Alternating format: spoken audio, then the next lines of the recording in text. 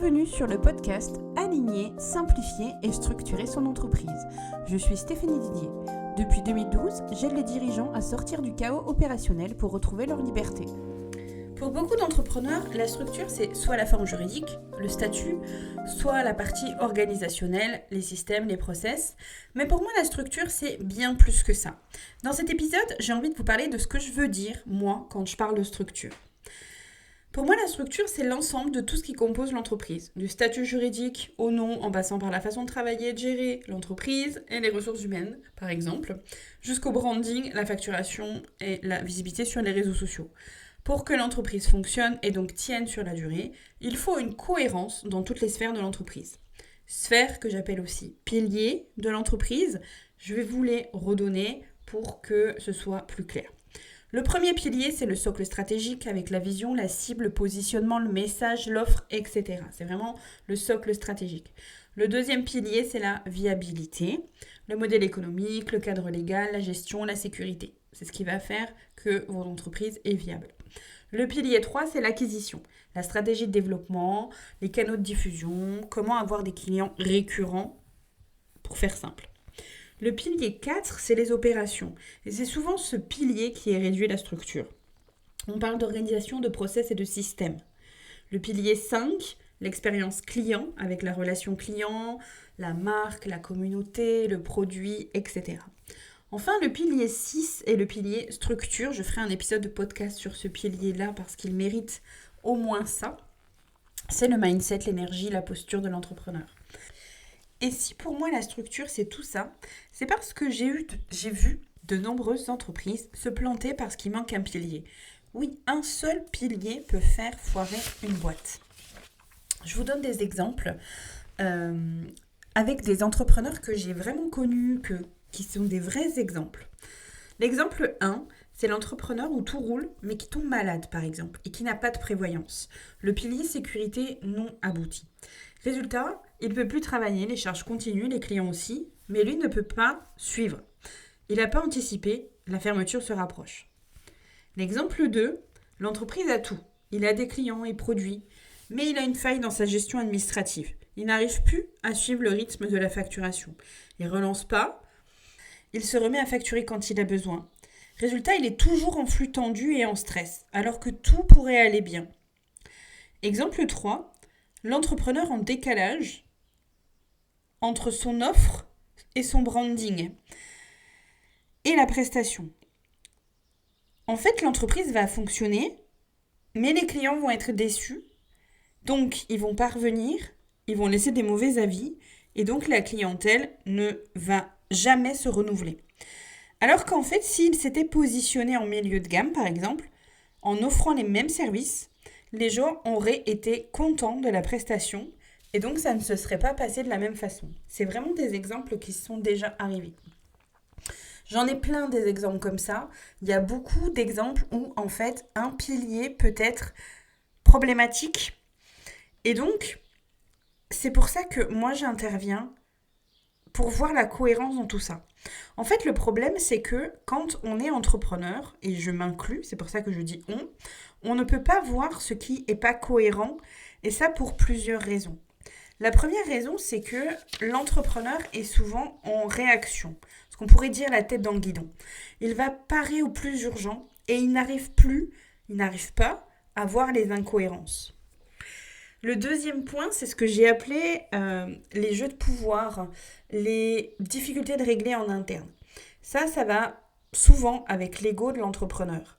Et quand je dis ego, je dis ça en toute bienveillance parce que, encore une fois, je suis concernée moi aussi et je sais ce que c'est. Et quand je parle d'ego, c'est encore une fois en toute bienveillance parce que ça fait jamais plaisir quand c'est notre entreprise, notre bébé, quand on a investi du temps, de l'argent, etc. que quelqu'un vienne nous dire, bah là en fait il y a un problème. Et je le comprends et il y a zéro problème là-dessus. Souvent on préfère rejeter la faute sur les autres plutôt que de s'asseoir avec quelqu'un qui va nous montrer, qui va nous pointer les incohérences de notre entreprise. Mais quand je dis aussi jeu de pouvoir, et encore une fois, c'est pas péjoratif quand je dis ça, mais c'est pas personnes qui sont en dessous de la direction, je vais dire ça, ça peut être les freelances, ça peut être les salariés, à, à remonter ce genre de situation. Ou en tout cas, ils peuvent avoir des difficultés à le faire. Certaines vont le faire, moi je suis du genre à le faire, mais tout le monde n'est pas apte à le faire et donc c'est pas le rôle en fait. Donc c'est ok qu'ils aient peur des enjeux qu'il peut y avoir, qu'ils perdent leur poste, de perdre la mission, etc. Je vois ça souvent aussi avec les freelances. Donc, et puis aussi il peut y avoir une baisse de confiance, un freelance qui n'a pas forcément confiance, qui va plus se remettre en question lui plutôt que de remettre en question l'entreprise dans laquelle il travaille. Donc en fait, ce, quand je dis jeu de pouvoir, c'est vraiment ça. C'est vraiment en fonction, chacun n'a pas forcément une place bien définie. Et de ce fait-là, les gens ne savent pas forcément qui doit dire quoi, etc. Et c'est en ça que faire intervenir quelqu'un d'externe, encore une fois, qui n'a pas de lien aucun avec l'entreprise, va permettre de régler ces jeux de pouvoir sous réserve que la personne n'ait pas peur ou en tout cas n'ait pas des difficultés à dire les vraies choses. C'est un autre point. Ensuite, le troisième problème, c'est que l'entrepreneur peut faire appel aux mauvaises personnes pour régler la situation. Et encore une fois, je ne parle pas de personnes mal intentionnées ou pas bonnes, je parle que la vision du problème n'est pas la bonne, et de ce fait-là, on ne va pas faire appel aux bonnes personnes. Exemple, déléguer quand on n'a pas de process ou que la structure n'est pas bonne, ça va amplifier le problème au lieu de régler. Automatiser ce qui ne fonctionne pas, c'est encore une fois amplifier un problème. Aller chercher plus de clients quand on ne les sert pas bien, c'est encore amplifier le problème.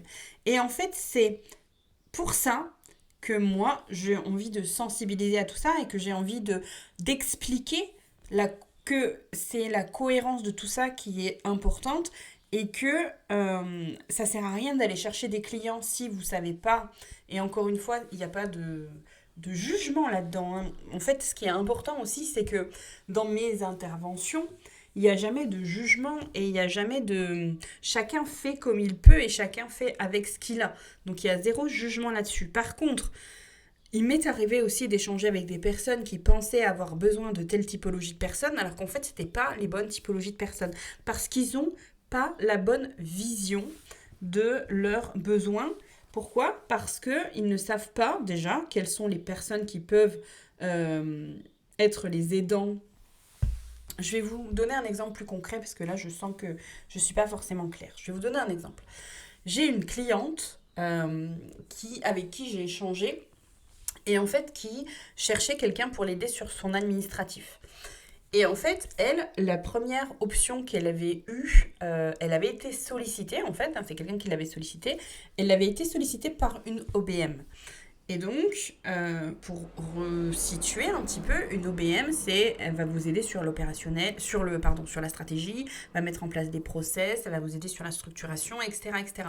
Mais l'OBM, elle n'est pas censée faire de l'opérationnel, elle n'est pas censée faire de l'exécutif, on va dire. Et en fait, moi, quand je fais un appel avec cette personne, j'analyse en fait ce qu'elle fait et sa façon de travailler, etc., etc. Et moi, en fait, ce que je dis, c'est que pour moi, elle n'avait pas besoin d'une OBM tout de suite là où elle était. Elle avait surtout besoin de quelqu'un très opérationnel, justement, pour prendre en charge une partie qui allait, pouvoir lui dégager du temps, pour pouvoir ensuite refaire une analyse complète en fait de son entreprise. Donc ce qu'elle avait besoin, par exemple, cette personne faisait des podcasts, ce qu'elle avait besoin, par exemple, c'était surtout quelqu'un qui vienne et qui prenne en charge toute la partie opérationnelle du podcast, qu'elle ne se concentre que sur le jus de cerveau, ce que j'appelle, c'est le fait de créer le podcast et ensuite d'avoir une assistante mais très exécutante qui va monter, qui va diffuser le podcast, qui va faire les réseaux sociaux, etc. Et que elle puisse se dégager du temps, tout ce temps-là, en fait, pour réfléchir à l'orientation de son entreprise, réfléchir à la vision qu'elle veut, etc., et améliorer ce qui peut être amélioré. Donc, en fait, c'est pas le rôle, en fait, d'une OBM d'aller mettre en ligne un podcast, etc., etc. De ce fait-là, c'est en ça que je dis qu'il peut arriver qu'on n'aille pas chercher les bonnes personnes. De la même façon, je vois souvent des entrepreneurs qui sont en difficulté, qui sont en stagnation et qui vont aller chercher des business coach, business Instagram, des coachs Instagram, ce genre de personnes pour les aider à trouver des clients, alors qu'en fait la problématique, pourquoi ils ne trouvent pas de clients, c'est parce qu'ils n'ont pas de clarté sur ce qu'ils font, c'est parce que leur communication n'est pas bonne, parce qu'ils n'ont pas encore assez travaillé leur offre, qu'ils ne connaissent pas les process, etc., etc. Et donc, encore une fois, c'est ça que j'appelle faire appel aux mauvaises personnes. Pour moi, avant de vouloir développer l'entreprise, il faut que la structure d'entreprise soit complètement saine. Et c'est justement pour ça que moi, je veux intervenir un chouille en amont de tout ça pour aider les entrepreneurs à mettre en place des bonnes bases via des formations ou des accompagnements. Mon travail, c'est de prendre le temps d'aller m'assurer que la structure basique, et quand je dis structure basique, c'est exactement ce que je vous dis, les 6 piliers, est bien saine. Parce que c'est ce qu'il faut pour que la croissance puisse se faire de la bonne manière. Ce que j'appelle la structure basique, c'est donc les 6 piliers dont j'ai parlé, c'est le premier travail que je vous propose. Un audit complet pour identifier les failles structurelles, on va dire, vérifier la cohérence sur toutes les dimensions de votre entreprise. Et pour qu'on soit bien clair, une bonne structure, ça va vous permettre de mieux travailler globalement, donc de gagner du temps globalement, donc de l'argent. Ça va aussi vous permettre d'être plus serein et donc d'apaiser les tensions, le stress que vous pouvez avoir, donc de mieux travailler globalement, encore une fois, donc de faire revenir des clients qui peut-être ont été déçus ou quoi que ce soit, de les fidéliser, et de fidéliser également votre personnel si vous en avez, et donc, encore une fois, gagner de l'argent. Il va aussi y avoir un effet de levier. Vous allez passer d'une entreprise en réaction à une entreprise dans l'anticipation et plutôt sereine. Et en fait, il va y avoir vraiment comme, vous savez, les courbes là de progression. Plus vous allez rentrer dans ce jeu de structure et y mettre en place des bonnes actions, et plus ça va amplifier les résultats que vous allez en retirer. Et oui, une entreprise qui tourne et qui est sereine, ça existe même en 2026, même avec la conjoncture actuelle. C'est généralement une entreprise qui est structurée, une entreprise qui fonctionne. Donc c'est ça mon message, ma vision de la structure. Et si je le sais, c'est parce que, encore une fois, j'ai échangé avec des clients, j'ai accompagné des clients, j'ai vu les changements.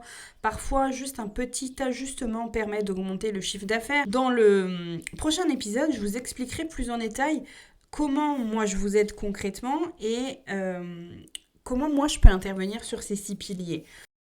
Merci d'avoir écouté ce premier épisode. Si cette vision de la structure résonne en vous, abonnez-vous pour ne pas rater les prochains conseils concrets.